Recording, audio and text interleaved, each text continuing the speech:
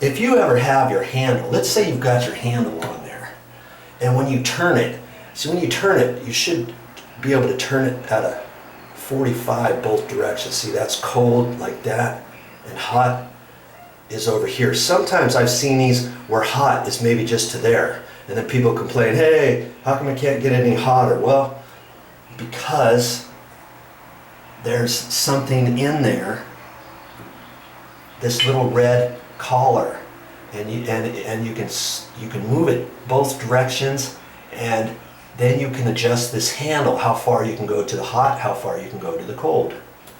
That's slick. I've had to do that on quite a few different showers, people complaining, and I just wanted to show you that little tip. Okay. All right. I'm happy. Okay, now, before I put the trim back on, I'm going to set this on here, and we're going to see how this is set, okay? I'm going to turn it to the right. See how far it's going? Look at that. I'm going to turn it to the left. Oh, good. That's perfect. Okay. Sometimes they aren't as good as this, and it will be because you have to slide this little red goodie out, and it's got splines on it. And let's see if I can't get you in there closer.